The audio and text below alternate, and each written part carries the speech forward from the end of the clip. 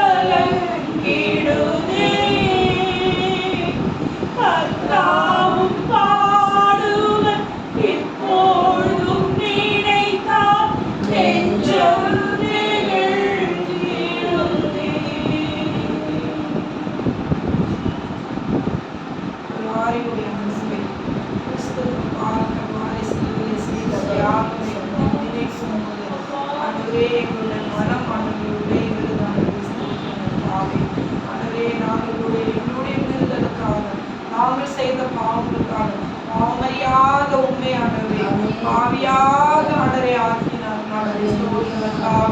நீதாவே இந்த எல்லா கஷ்டங்கள் ஆண்டவரே உபத்திரவங்கள் கஷ்டங்கள் ஆண்டவரே எங்களுக்காக பட்டீரே ஆண்டவரே ஸ்தோத்திரத்தாவே. நீர் எங்களுக்காக செய்த தியாகம் வீண் போகக்கூடாது ஆண்டவரே. உங்களுடைய பலி வீண் போகக்கூடாது ஆண்டவரே. எங்களுக்காக சிந்தப்பட்ட உங்களுடைய விலையேறப்பட்ட ரத்தத்தினால் எங்களை மீட்டு கொண்டீரே ஆண்டவரே. உங்களுடைய ஒவ்வொரு துளி ரத்தம் ஆண்டவரே ஸ்தோத்திரங்க விலைமதிப்புள்ள ஆண்டவரே துளியாக இருக்கிறவனால் ஆண்டவரே எப்படிப்பட்ட ஒரு தேவன் எங்களோடு இருக்கிறேன். நாங்கள் விழுந்து போன போதிலும் எங்களை மீட்டு கொள்ளும்படியாக இந்த பூமியிலே மனிதனாக அவதரித்தாண்டவரே அடிமை கோலத்திலே வந்த தேவகுமாரனே உமக்கு நாங்கள் நன்றி செலுத்தினார்கள். ஸ்தோத்திரத்தாவே உமக்குள்ள ஆண்டவரே ஸ்தோத்திரத்தாவே உண்மை போல உள்ள ஒரு தாழ்மையானவரே எங்களுக்கு இந்த வேலையில் எங்களுக்கு தந்தருளபடியாக ஜெபிக்கிறாண்டவரே. எவ்வளோ காரியங்களுக்காக ஆண்டவரே ஸ்தோத்திரத்தை நாங்கள் போராடுகிறோம் ஆண்டவரே.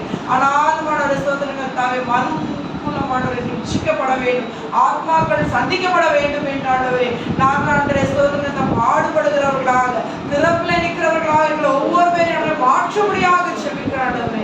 திறப்புல நிற்கிற மனிதனை தேடுகிறீர்கள், ஒருவனையும் ஆண்டவரே காணவில்லை என்ற வார்த்தை ஆண்டவரே ஏசாயா தீர்க்கதரிசி மூலமாக நீ சொன்ன அந்த தீர்க்கதரிசன வார்த்தை நான் நினைவுகிறேன். அப்படிப்பட்ட ஒரு சூழ்நிலைகளை தான் ஆண்டவரே நாங்கள் காணப்பட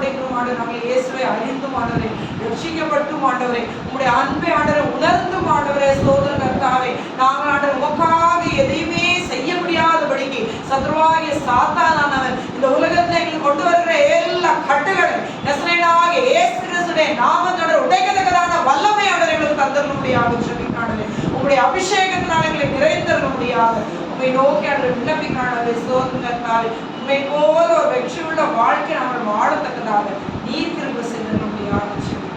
இயேசு கிறிஸ்துவின் நாமத்தில்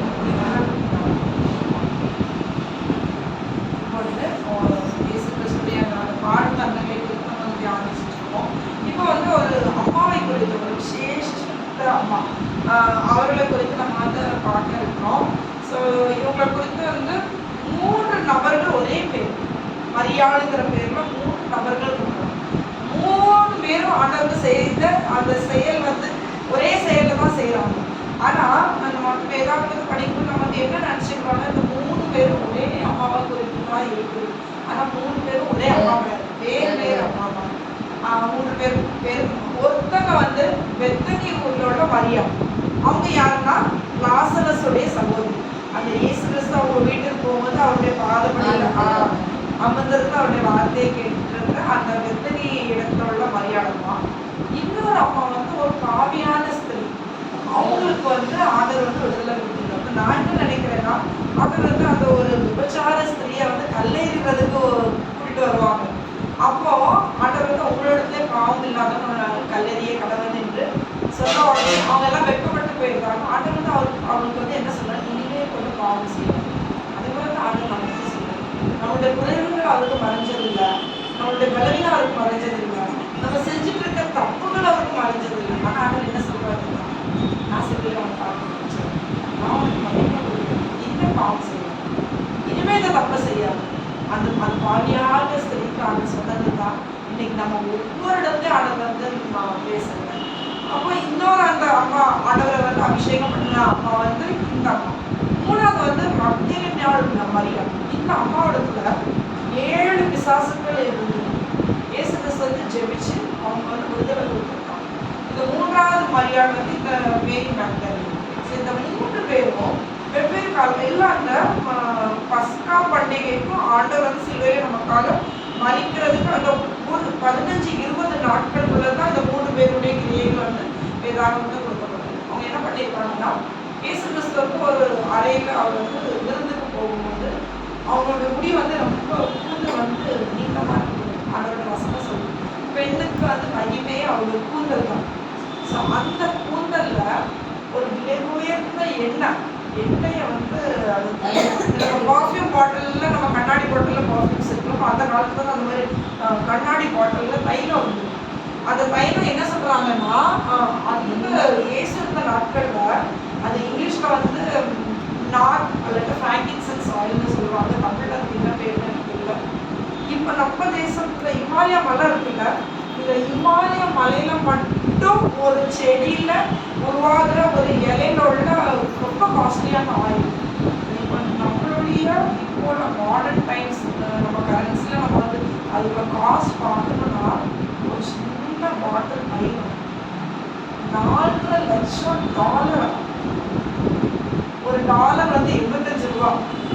$4 லட்சம் என்னது யோசிச்சு பாருங்க, எவ்வளவு ரேட்டு. கணக்கு நம்ம 85 இன்ட்டும் நீங்க வீட்டில் போய் கால்குலேஷன் பண்ணி பாருங்க.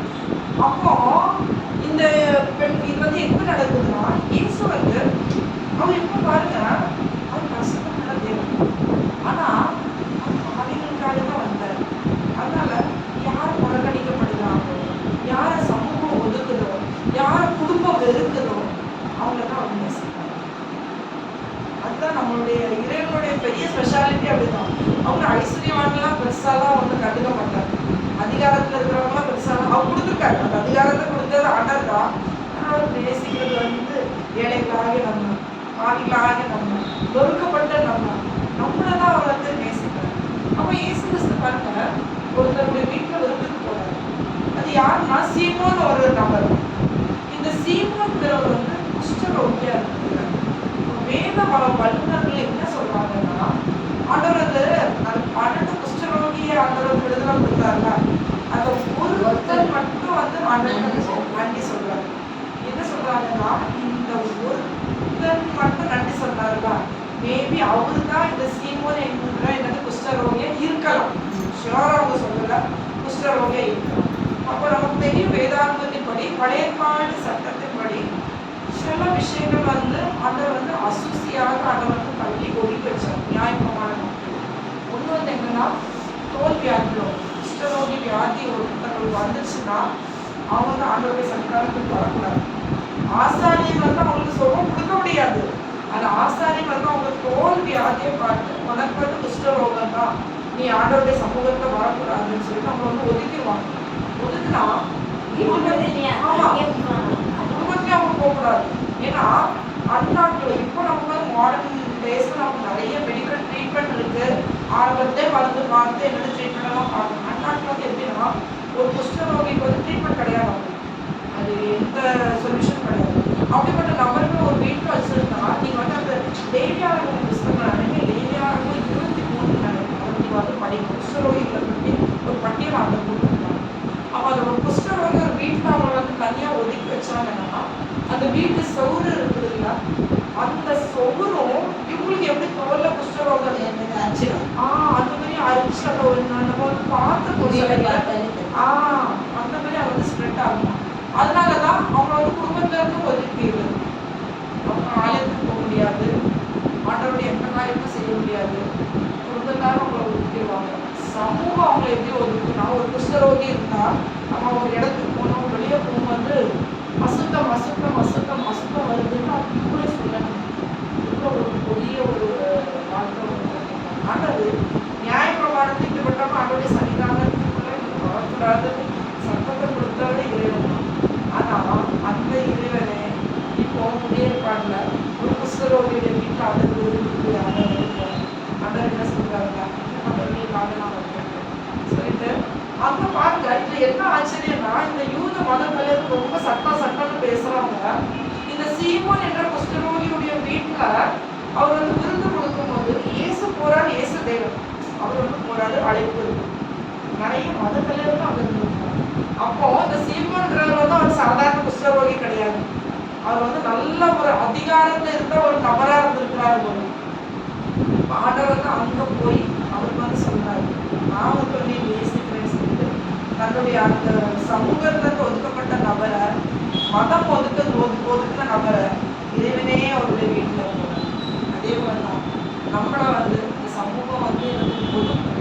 ஆனா தேவன் என்ன சொல்றாரு, சமூகம் ஒதுக்கிற நான் உனக்காக நிற்கிறேன், நீ உலகத்தை பார்க்காத, நான் தான் உன்னுடைய உலகம்னு இயேசு அந்த வார்த்தையை நம்ம கீழ்ப்படையும் போது பெரிய ஆசீர்வாதம் நம்ம. இப்ப இங்க விருந்துலதான் ஒரு அம்மா வர்றாங்க, மரியாதைங்கிற அம்மா வர்றாங்க. அவங்க என்ன பண்றாங்க, இந்த நான் சொன்ன அந்த விலை உயர்ந்த இந்த எண்ணெயை உடைக்கிறாங்க. உடைச்சி அந்த எண்ணெய் இயேசுடைய காலில் ஊத்திட்டு கூந்தலால நம்ம முடிதான் நமக்கு மையம். இப்ப நம்ம சர்ச்சுக்கு போறோம்னா முக்காடு போடுறோம், முடியை ஜாஸ்தி நம்ம காட்டக்கூடாதுன்னு அவருடைய வார்த்தை சொல்லுவோம். அப்போ இந்த அம்மா தன்னோட முக்காடை எடுத்து அவனை முடினாலும் அப்போ அவன் தன்னால எவ்வளோ தாழ்த்துறாங்க. இந்த பெண்மணியை பற்றி என்ன சொல்லுதுன்னா, இந்த எண்ணெய் அவங்க குடும்பம் எப்படி நம்ம இந்த ஜூல்ல இருக்கும் பார்த்தீங்களா, என்ன சொல்லுவாங்க பரம்பரையா என்ன சில ஃபேமிலி ஏரியும்னு சொல்லுவாங்க. இப்போ ஒரு தாய் இருந்தாங்கன்னா அவங்க மகளுக்கு கொடுப்பாங்க, அவங்கள மருமக அவங்க மகளுக்கு அப்படியே வம்சமா இருக்கும். அந்த மாதிரி இந்த விலை உயர்ந்த இது இருக்குது. மீதி இது அவங்க ஃபுல் வாழ்க்கையோட சேவிங்ஸ் இருக்குது. அந்த சேவிங்ஸே இயேசுக்காக அவங்க அர்ப்பணிச்சாங்க. அவன் அர்ப்பணிச்சுட்டா அவளுக்கு அந்த தாழ்மை இருக்குது. ஆனா அங்க ஒரு நபர் இருக்காரு,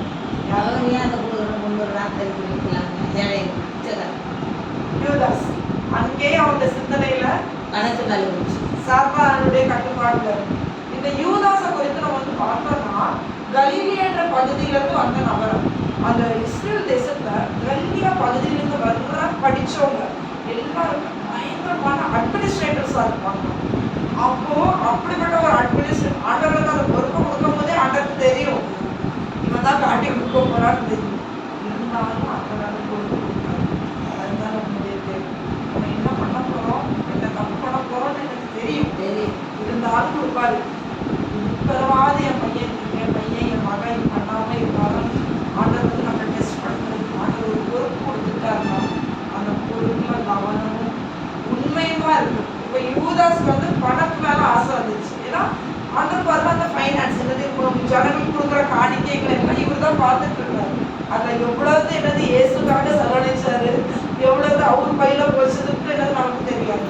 ஆனா இந்த விஷயத்துல யூதாசுடைய சிந்தனை வந்து இப்பதான் வெளியே என்னது வருது. என்ன வருதுன்னா ஏழைகளுக்கு கொடுத்துருப்பா அவங்க நல்லா இருப்பாங்க. ஒருத்தர் சொல்றாரு, இது நம்மகிட்ட இருந்தா எவ்வளவு நல்லா இருந்திருக்கும். இந்த சிந்தனை வந்துட்டு யூதாஸ் என்னது வருது பாருங்க. சில வியாதிகள் வந்து அதாவது நார்மலா சில டைம் நம்ம பிரவேதத்தினால சில வியாதிகள் உண்டு.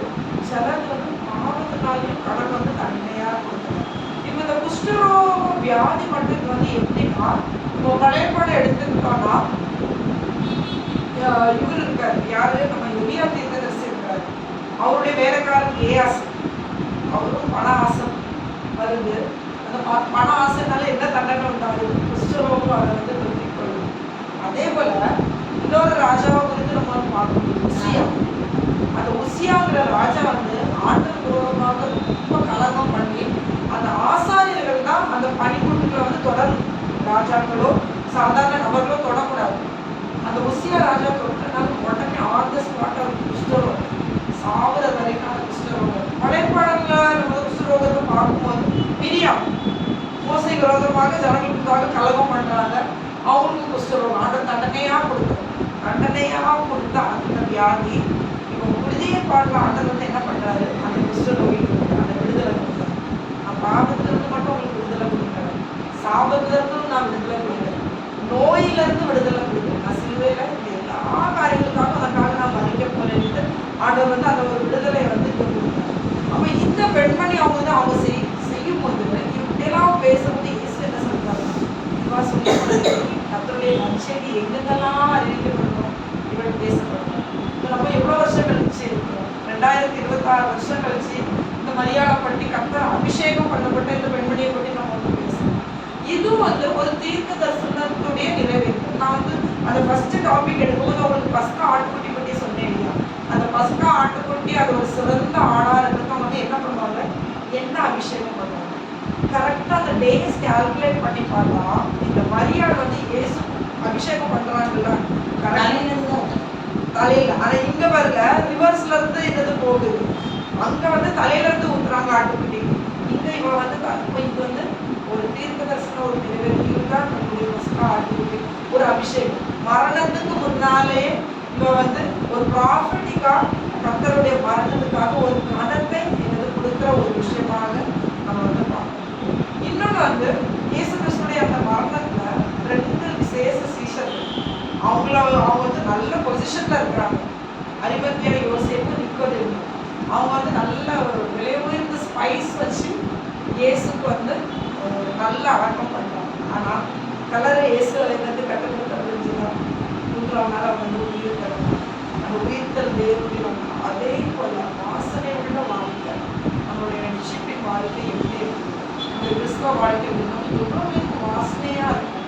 எவ்வளோ பேர் இவங்க பேசினா எனக்கு ஆறுதல், நம்ம செலவு சொல்லுவாங்க, இவங்க பேசினா எனக்கு என்ன பிரச்சனை இருந்தாலும் இவங்க பேசினா எனக்கு வந்து ஒரு ஆறுதலா இருக்கும், இவங்க ஜெபிச்சா எனக்கு ஒரு விடுதலை உண்டு. அப்படி நிறைய நபர்களை ஆண்டவர் இந்த பூமியில காலத்துடையவர்களை எனக்கு வச்சிருக்கேன். ஸோ அந்த மாதிரி ஒரு வாசனை உள்ள வாழ்க்கை நம்ம வந்து வாழ வேண்டும் என்று கர்த்தர் வந்து இந்த பெண்காணிகளோட இந்த மரியாதை மூலமாக நம்ம கற்றுக்கொள்ள முடியாது. அப்படிப்பட்ட ஒரு வாசனையோட வாழ்க்கை நம்ம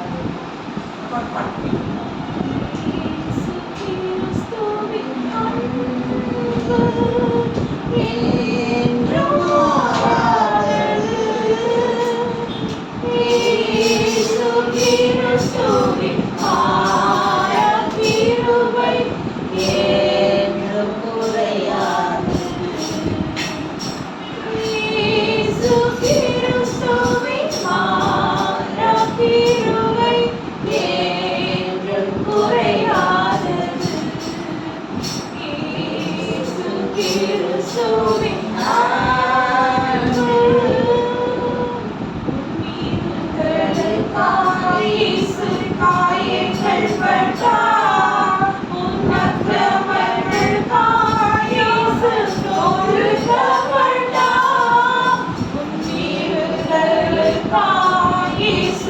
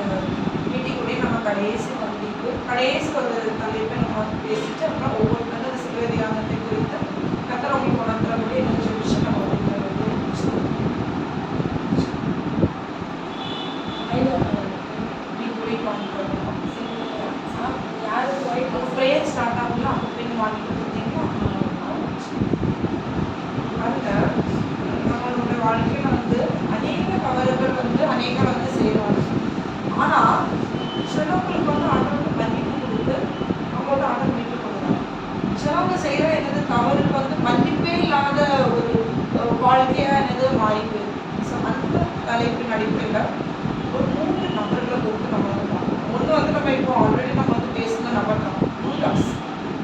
யூதாஸ் வந்து இயேசு வந்து வெவ்வேறு இடத்துல அற்புதம் செஞ்சதுல பார்க்க வந்தாங்க. ஆனால் உள்ள மன ஆசை இருக்குது. இப்போ வந்து இயேசுவை எப்படி பார்த்துருக்காங்கன்னா, இது மூலமாக நான் என்ன சம்பாதிக்கிறேன், இந்த சிந்தனை தான் யூதாஸ்க்கு இருக்குதே தவிர அவர் கடவுளோ என்னுடைய குருவோ ரவியோ அந்த சிந்தனை என்னது கிடையாது. அப்படி ஒரு சிந்தனை உள்ள ஒரு நபர் அவன் வந்து ஆண்டவரை வந்து காட்டி கொடுக்கறதுக்கு போகிறான். இப்போ இயேசு கிறிஸ்துவ வந்து 30 வெள்ளிக்காசுக்கு அவன் வந்து கிரையம் என்னது பேசுறான். பழையப்பாடில் அவங்க வந்து பார்த்தோம்னா நியாய பிரமாணத்தின்படி ஒரு அடிமையை வந்து விற்கணும்னா 30 வெள்ளிக்காசு. 30 வெள்ளிக்காசுக்கு ஆண்டவர் கரையத்துக்கு அவங்க பேசியிருக்காங்க. தேவன் அவன் அடிமையாக வந்து அதுவே ஆண்டவருடைய வாழ்க்கையில் நடந்த ஒவ்வொரு சம்பவங்களுமே தீர்க்கதரிசனமாக பழையப்பாட்டில் தீர்க்கதரிசிகள் வந்து சொன்ன காரியங்களை இயேசு தன்னுடைய வாழ்க்கையில் நிறைய பேர் வந்து நம்ம நினைக்கிறோம் இயேசு வந்து ஒரு புதிய அது உண்மைதான், அந்த ஒரு புதிய உடன்படிக்கை நமக்கு கொடுக்குறாரு. ஆனால் அவர் நியாய பிரமாணத்தை அழிக்க வரல, நியாய பிரமாணத்தை நிறைவேற்றவே வந்தேன் என்று இயேசு வந்து சொல்லுவார்.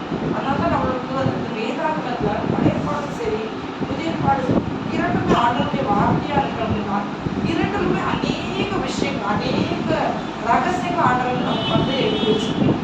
இப்போ பாருங்க யூதாஸ் என்ன நினைக்கிறான்னா, ஒரு டைம் அவர் பிடிக்க வந்து கொஞ்சம் எஸ்கேப் ஆகிட்டாருல, நம்ம ஏமாந்து வந்துருந்தே நம்ம காசு வாங்கிட்டோம், காசு வாங்கிட்டு பிடிச்சி கொடுத்துருக்கோம், அவர் பாட்டில் எஸ்கேப் ஆகிடுவார், அவர் போயிடும். இதுதான் அவர் பேசுறது. ஆண்டவருடைய சித்தத்தை அறியாத ஒரு நபர். ஆண்டவர் வந்து என்ன தன்னுடைய வாழ்க்கை யாருனால் இடரல் உண்டாகிறது அப்படின்னு அறியோ மனுஷகுமாரனையே என்னது காட்டி கொடுத்த அந்த நபருடைய இவருடைய வாழ்க்கை எப்படி ஆகுது பாருங்க. காட்டி கொடுக்குறாங்க, முத்தத்தினால ஆண்டவன் காட்டி கொடுக்குறாங்க. தூரத்திலிருந்து கூட எனக்கு காட்டி கொடுக்கல, பக்கத்துல வந்து முத்தத்தினால காட்டி கொடுக்குறாங்க. அநேகம் நம்ம வாழ்க்கையில ரொம்ப நம்புறவங்க, தெரிஞ்சவங்க, நம்ம சொந்த பந்தங்கள், நம்மளுடைய குடும்பம், நம்மளுடைய திருச்சபை, யாரை ரொம்ப நம்புறோமோ அதுவும் மாபெரிய துரோகம் செய்யறாங்க. அது நம்ம ஒவ்வொருடைய வாழ்க்கையும் நம்ம வந்து அனுபவம் என்னது பட்டிருக்கோம். நான் ரொம்ப அனுபவம் பண்ணுறேன். ஏன்னா எங்களுடைய டாடி தான் எங்களுடைய சர்ச்சுடைய தலைவர். த்ரூ அவுட் இந்தியா எங்களுக்கு 150 திருச்சபைகள். ஆனால் அப்பா வந்து ரசிக்கப்பட்டாத சொந்த பந்தங்கள் யாருமே ரொம்ப சேர வர ரொம்ப வீட்டில் அவங்க வர்றதும் என்கரேஜ் பண்ண மாட்டார். எங்கேயும் இதை நாங்கள் கூட்டிகிட்டு போக மாட்டாங்க. ஊருக்கெல்லாம் நாங்கள் 5 இயர்ஸ் ஒன்ஸ் அப்படி தான் போவோம். அவங்களுக்கு என்ன சொல்லி வளர்த்தாரு தெரியுமா, உங்களுக்கு சொந்த பந்தங்கள் சபை ஊழியக்காரங்க தான் உங்களுக்கு வாங்க, அவங்க தான் உங்களுக்கு பிரச்சனை, விசுவாசிகள் தான் என்னது அவங்களுக்கு ஆன்டி அங்கே இப்படி தான் சொல்லி நான் வந்து வளர்க்கப்பட்டேன். உண்மையிலே நான் வந்து சொல்லுவேன். ஏன்னா எங்களுக்கு அந்த ஒரு குடும்ப கட்டமைப்பு, அந்த திருச்சபை கட்டமைப்புலேயே பிறந்து வளர்ந்தனால என்னன்னு எனக்கு தெரியாது. எங்கள் 4 பேருக்கு தெரியாது. என் வீட்டில் 2 அண்ணா ஒரு அக்கா, நான் தான் வீட்டில் கடைப்பிடி அப்படி தான் வளர்ந்தோம். 2014 அவர் அது பயங்கரமான ஒரு வல்லமையுள்ள ஒரு தேவமனிதன். அவர் எங்கே ஒரு மீட்டிங் நடத்துகிறா அபிஷேகம் என்னது இந்துஸ்டைய சாம்ராஜ்யமாக அந்த கிராமத்திலே போய் தைரியமாக போய் நச்சேரி மீட்டிங்கை நடத்துவார். அப்படிப்பட்ட ஒரு வல்லமை கடவுளுக்கு அவர் வந்து கொடுத்துருக்காரு. ஆனால் எப்போ அவர் வந்து மறைஞ்சாலோ யாருக்கு கொண்டு அப்படின்னு சொன்னார். அவருக்கு தெரிஞ்ச வெளிச்சத்தை அவர் தான் எங்களுக்கு சொல்லிக் கொடுத்தாரு. அந்த ஒரு சொல்லுவோம். 15 வருஷம் பட்ட கஷ்டம் கொஞ்சம் நெஞ்சம் கிடையாது, தூஷித்தது கொஞ்சம் நெஞ்சம் கிடையாது. தெருவில் எங்களை விடலை, தெருவில் நாங்கள் வரல. கர்த்தருடைய அபிஷேகம் எங்களுக்கு நான் தான் சொல்றேன். ஒரு அம்மா அப்பாவுடைய வழிநடத்து அவங்க ஆவிகள் ரீதியாக வழிநடத்தினால இவ்வளோ பிரச்சனைகள். கேஸ் போடுறாங்கம்மா, சபை கட்டினது அப்பா, லேண்டு அப்பா, கொடுத்தது என்னது அப்பா, என்ன கேஸ் போட்டு எங்களை என்னது வெளியேறு. நாங்கள் வந்து யார் மேலே கேஸ் கர்த்தருடைய கொடுக்குறாங்க. அவர் நீதி உள்ள நியாயாதிபதி, அவர் நீதி செய்யணும். நம்ம எதுக்கு அவங்கள்ட்ட போய் போராடணும்? இருந்துட்டு போட்டோம். கோடிக்கணக்கான ரூபாய்களுடைய திருச்சபை அவங்கள்ட்ட இருந்துட்டு போகும். நம்ம புதுசாக உருவாக்கணும். கர்த்தர் நமக்கு அந்த ஞானத்தையோ அந்த கர்த்தருடைய வழிநடத்துக்கு கர்த்தர் நம்மளை வந்து பாதுகாப்போம். நான் அதுதான் சொல்லுவேன். அப்போ யார் நம்புகிறோமோ அவங்க தான் துரோகம் பண்ணுவோம். இப்போ இயேசு வந்து இவர் துரோகம் பண்ணுவாருன்னு என்னது தெரியும். இவன் நினைக்கிறா இயேசு எஸ்கேப் ஆயிடுவார். ஆனால் அவர்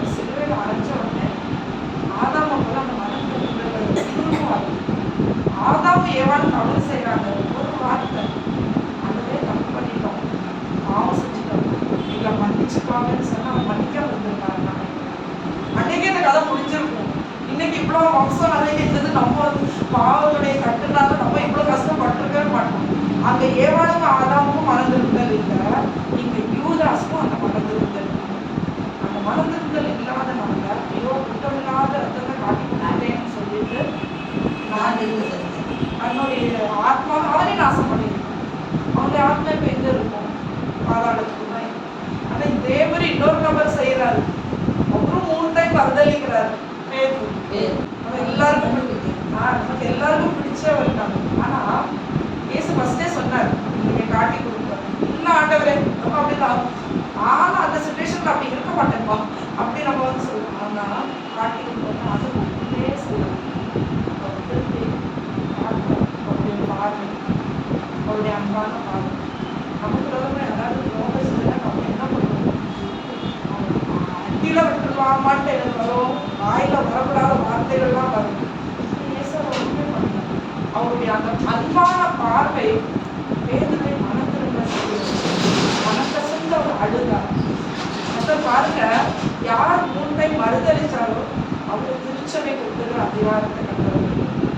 இன்னைக்கு நம்மளும் ஆண்டவருக்கு முன்பதாக குறைவுள்ளவர்கள் தான். ஆண்டவருக்கு பிரியமில்லாத நிறைய காரியங்கள் நம்மகிட்ட இருக்குது. ஆனாலும் தேவன் நம்மை பொறுப்பை கொடுப்பார். அதை கொடுக்குற அந்த பொறுப்புல நம்ம உண்மையாக இருக்கும்போது பேதுரை உயர்ந்த தேவன் உயர்ந்த வல்லவராக இருக்கு. அலையா ஸோ அதுதான் என்னது நான் வந்து சொல்றாரு. இந்த கொரோனாவுடைய நாட்கள் வரைக்கும் நாங்கள் விசுவாசிக்கலாம் தான் இருந்தோம். கொரோனான்னு ஒன்று கடவுள் வந்து கொண்டு வந்தாரு. அப்போ நிறைய திருச்சபைகளோட ஊழியக்காரர்களுடைய இந்த தொடர்பு எனக்கு கிடைச்சது. அதில் தான் ஒரு பாஸ்டர் டேவிட் நட்ராஜன் சொல்லிட்டு ஐயா அவங்க என்னை மீட் பண்ணும்போது கேட்டாங்க, ஆன்லைனில் என்னது மெசேஜ் கொடுப்பியாமா? கொடுத்தது இல்லை. எங்கள் சர்ச்சில் பெண்கள் ஊழியத்துக்கு வந்து அங்கீகாரம் கிடையாது. என்னது ஒரு டைம் வந்து பார்க்குறேன், எனக்கு நல்லா இருந்துச்சுன்னா நீங்கள் பாருங்க ஐயா. அந்த 2018 கர்த்தர் அந்த ஒரு வாய்ப்பை அந்த ஆன்லைன் ஊழியம் மூலமாக என்னது கர்த்தர் வந்து என்னது கொடுத்தாரு. அதை தொடர்ந்து கொரோனா நாட்டில் சர்ச்சுகள் மூடப்பட்டது. அப்போ எங்களுடைய வீட்டில் ஒரு சின்ன என்னது ப்ரேயர் மீட்டிங் ஆரம்பித்தோம். அக்காவுடைய 2 பசங்க, அப்புறம் இன்னொரு தம்பி இருந்தாங்க. அவங்களுடைய வீட்டில் 5 வாலிப பிள்ளைங்க. அவங்க தான் கர்த்தரைகளுக்கு கொடுத்த ஃபர்ஸ்ட் ஆரம்பிப்பாங்க. அது தொடர்ந்து அவங்க நான் என்ன சொல்ல வரேன்னா, நம்ம நடத்த முடியாது. யார் நமக்கு என்ன தீமை செஞ்சாங்க கடவுள்கிட்ட நம்ம ஒப்பு கொடுத்துக்கிட்டே இருந்தோம்னா ஒரு நாள் கர்த்தர் நம்ம கேட்கிறோம். இப்பவும் என்னது தூஷிக்கிறவங்க தூஷிச்சுட்டு தான் இருக்காங்க. ஆனால் அவருடைய அந்த வசனம் நம்ம இருதயத்தில் இருக்கனால it should not affect as. நம்மளுடைய வழிகள் கர்த்தர் முன்பதாக செம்மையாக இருந்தால் கர்த்தர் 2 காரியத்தை செய்வார். உன்னுடைய சத்துருக்கள் உனக்கு பகிர்ந்துக்கலாம், அல்லட்ட உன்னை குற்றச்சாட்டு எவரையும் நான் குற்றச்சாட்டு கூடலே நிறுத்துவேன் என்று கர்த்தருடைய வார்த்தை சொல்லுது. எல்லாத்துக்கும் கர்த்தருக்கு நமக்கு உண்மையாக இருக்கும். அதனால கர்த்தர் வந்து பேதுரை உயர்ந்தார். 3வது நபர் யாருன்னா இயேசுவை அறியாதவன் பிலாத்து. அவங்க வந்து லீடர்ஷிப் குவாலிட்டிஸ் வேணும், பவர் வேணும், பொசிஷன் வேணும். அவங்களுடைய மனைவி வந்து எச்சரிக்கிறாங்க, நீதி உள்ள மனுஷன் எதுவும் பண்ணிக்கிறாங்க. அநேக முறை வந்து ஆண்கள் அப்படிதான் இருக்கிறாங்க. கர்த்தர் வந்து அது என்னன்னு எனக்கு தெரியல. நான் நிறைய பெண்களை அப்சர்வ் பண்றேன், நானும் அப்படிதான். நமக்கு ஆண்டவர் வந்து அந்த ஆண்கள்கிட்ட இல்லாத ஒரு பகுத்தறிவு கொடுக்குறாரு. சில நபர்களை என்னது நானும் அப்படிதான் ஒரு பர்சன்டேஜ் பார்க்க இவங்க சரியில்லைன்னு வீட்டில் நீ சும்மா எப்போ பார்த்தாலும் எல்லாரும் ஆனால் அது சொல்ல தெரியலாமா எதுக்கு. ஆனால் காலப்போக்கில் அவங்களுடைய கிரியைகள் வந்து நமக்கு வந்து காட்டி கொடுக்கும். ஸோ பெண்களுக்கு வந்து நம்மளுடைய பாதுகாப்புக்கு மட்டும் இல்லை, நம்மளுடைய குடும்பத்தையும் பாதுகாப்புன்னு ஆடுறது ஒரு விசேஷம் ஞானம், ஒரு பகுத்தறிவு அதை வந்து கொடுத்துருக்காரு. இப்போ இங்கே என்ன நடக்குதுன்னா அவரோட மனைவியுடைய வார்த்தைக்கு அவர் வந்து கீழ்படுத்திருந்தாருன்னா மேபி அவர் வந்து ரட்சிக்கப்பட்டிருக்காரு. ஆனால் ஒரு பக்கம் யூத தலைவர்கள் இயேசுவே என்னது கொலை செய்யணும்னு சொல்றாங்க, இன்னொன்று அந்த கொலைகார பரபாச விடுவி இயேசுவே என்னது சிலுவையில் அப்படி என்னதே சொல்றாங்க. இன்னொரு பக்கம் ரோம சாம்ராஜ்யம் நம்ம பவர் நமக்கு வந்து போயிடக்கூடாதுங்கிற அந்த பயத்துல என்ன பண்றோம், கையை கழுவுறோம். இவருடைய ரத்தத்துக்கு எனக்கு சம்பந்தம் இல்லை, அது எப்படி கையை கழுவ முடியும்? நீ ஆண்டவரை வந்து ஒப்பு கொடுத்ததே நீ தான் கை கழுவுன உடனே எல்லாம் என்னது ஆண்டவர் வந்து நீ உனக்கு சம்பந்தம் இல்லைன்னு ஆண்டவர் வந்து சொல்லுவாரா? அநேக ஒரு வந்து சில தப்பு பண்ணணும் அப்படின்னு தப்பு பண்ணி எனக்கு அது சம்பந்தம் கிடையாது. என் சூழ்நிலை அப்படி இருந்தது. நம்ம செய்யற தப்புக்கு நம்முடைய பாவத்துக்கு ஜஸ்டிஃபிகேஷன் கொடுக்கக்கூடாது. தப்பு செஞ்சுட்டேன், ஆமா தெரியாத நான் அதை ஒப்புக்கொள்ளும்போது தான் ஆண்டவர் மன்னிப்பு கொடுக்கணும். இவன் இப்படி பண்ணனால, இவன் இப்படி பண்ணனால, என் சூழ்நிலை இப்படி இருந்தனால தான் நான் இப்படி செஞ்சேன். அந்த நான் வரும்போது அந்த ஏவாள் தான் நீர் அதான் சொல்றாங்க, நீர் எனக்கு கொடுத்த ஹெல்ப். ஆமா, இந்த husband and wife relationship correct. Husband and wife ரிலேஷன்ஷிப்ல அப்படிதான். அவரு 2 பேரும் பண்ணிருப்போம், ஒருத்தர் 2 பேரும் பேசியிருப்போம், சண்டை போட்டிருப்போம். ஆனா இன்னும் ஆண்டவே நீர் கொடுத்த எனது ஹஸ்பண்ட் தானே என்னது பண்ண அந்த புத்தி அவங்க இருக்குது பார்த்தீங்களா. அந்த ஏவாளுடைய அந்த ஜென்மஸ்பா நம்மளது எனக்கு பேசி. இப்போ பிலாக்கு வந்து கை கழுவியாச்சு, ஆண்டவர் வந்து சிலுவையில் அமைச்சாச்சு. அந்த சரித்திரத்துல ஒரு கல்வெட்டு வந்து கண்டுபிடிச்சிருக்காங்க. அந்த ரோம் ஏரியா பக்கத்துல ஒரு கல்வெட்டு. அந்த கல்வெட்டுல வந்து பிலாக்குன்னு இந்த மாதிரி ஒரு பெரிய என்னது ரோமன் லீடர் இருந்திருக்காரு. அவருடைய லீடர்ஷிப்பு கீழே இயேசு என்ற ஒரு நபரே சிலுவையில் அணைஞ்சிருக்காங்க. ஒரு கல்வெட்டு வந்து கண்டுபிடிச்சிருக்காங்க. அந்த கல்வெட்டுல கீழே பிலாக்குடைய வாழ்க்கை எப்படி முடிஞ்சிருக்குதுன்னு எப்படி அவர் வாழ்க்கை முடிஞ்சிருக்கு. இயேசு சிலுவையில் அணைஞ்சாங்கல்ல, இயேசு சிலுவையில் அணையும் அவருடைய ஈட்டில விழாவில் ஈட்டி வச்சு கண்ணீரும் ரத்தமும் வந்தது. அதுல வந்து ஒருத்தருடைய கண்ணு இருக்குல்ல, கண்ணு வந்து அது வந்து பிளைண்டா இருந்திருக்கு ஒரு கண்ணு. அந்த கண்ணு வந்து திறக்கப்பட்டிருக்கு. அந்த திறக்கப்பட்ட அந்த கண்ணுடைய ரோமன் சோல்ஜர் வந்து பெரிய ஒரு ரட்சிக்கப்பட்ட தேவ மனுஷனாகி ரோம சாம்ராஜ்யத்துல போய் இயேசு வந்து தேவனோட பிரசங்கம் பண்ணி ரத்த சாட்சியா மனுஷ ஒரு நபரம்.